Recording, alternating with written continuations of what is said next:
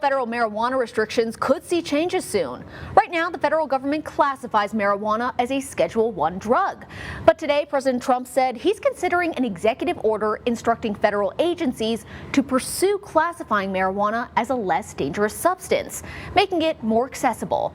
Now, the possibility is raising questions about what will happen to Colorado's cannabis industry. Andrea Irahita with Scripps News Denver is getting answers about the implications this would have in our state. Here at the Sphere X production facility in Aurora, we have a really modern, state-of-the-art facility here. Cannabis production calibrated perfectly. A lot of automation, a lot of science behind everything we do. Cartridges filled with cannabis oil and distributed to over 400 dispensaries across the state. We now have the capacity to produce about 500,000 vapor cartridges a month. Chief Revenue Officer Ryan Hunter says he's excited about the possibilities if President Trump moves ahead with an executive order to reclassify marijuana.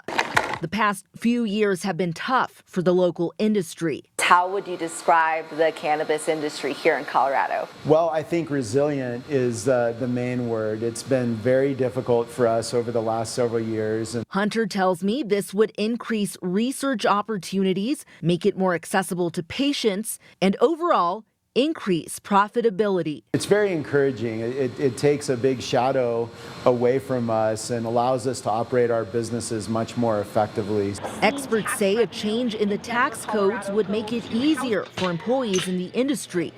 They actually could look at maybe 40% more revenue on next year's taxes than they've seen over the last 10 years. I really think, Colorado's in a pretty tough place financially, but this would allow these businesses to really thrive again. But some Colorado advocates say this executive order is jumping the gun. It just seems dangerously premature, and it would also send a signal of normalization, showing that this is acceptable for medical use, and just really advance the normalization of the use, which we feel is very dangerous for kids. As Colorado's cannabis industry looks ahead to what's to come. So that resilience has proved to be what has led us to this day, and we're so excited to see what comes next.